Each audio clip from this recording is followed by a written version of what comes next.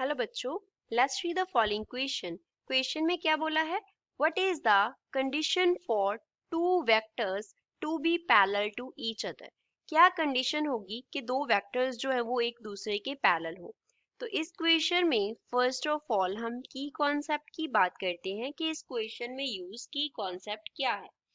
Question में हमें to parallel vectors दिए गए हैं। पैरेलल वेक्टर्स, पैरेलल वेक्टर्स हम तब बोलते हैं जब एंगल बिटवीन वेक्टर्स जो है वो 0 डिग्री होता है। एंगल बिटवीन वेक्टर्स कितना होता है? 0 डिग्री, 0 होता है। मान लो एक वेक्टर जो है वो एक्स एक्सिस की डायरेक्शन में है, ए वेक्टर। हम यहाँ पे कंसिडर कर लेते हैं two vectors, vectors a vector and b vector. तो जो ए वेक्टर है वो इस डायरेक्शन में है। अब यहाँ पे ये डायरेक्शन जो है वो एक्स एक्सिस को रिप्रेजेंट करती है सपोज। तो जो दूसरा वेक्टर हम कंसिडर करेंगे बी वेक्टर, वो भी किस डायरेक्शन में होगा? एक्स एक्सिस में। तो अगर ए एंड बी दोनों एक्स एक्सिस की डायरेक्शन में हैं तो उनके बिटवीन जो एंगल होगा theta, that will be equals to 0। Theta जो है वो क्या है? एंगल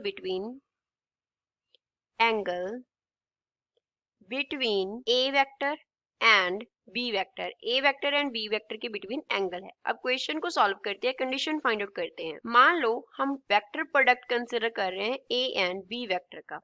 वेक्टर प्रोडक्ट कंसिडर कर रहे हैं a vector and b vector का। तो इनके वेक्टर प्रोडक्ट को हम कैसे लिख सकते हैं?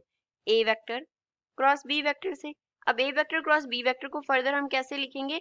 Magnitude of vector a into magnitude of vector b into sine of angle between them.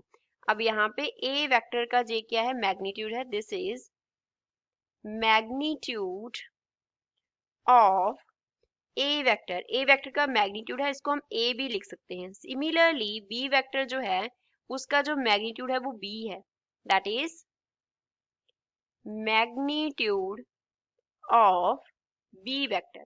तो अब क्रॉस प्रोडक्ट जो है वो हमारे पास क्या बन जाएगा? A vector cross B vector is equals to A into B into sine of 0 degree.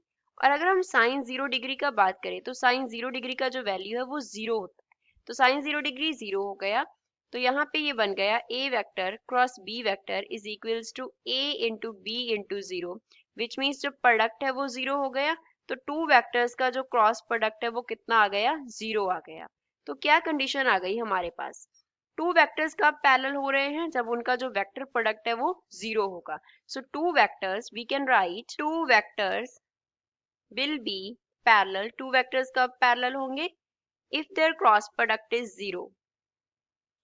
If their cross product is 0, अगर उनका क्रॉस प्रोडक्ट 0 होगा तो टू वेक्टर्स पैरेलल होंगे। So this is final answer for the given question.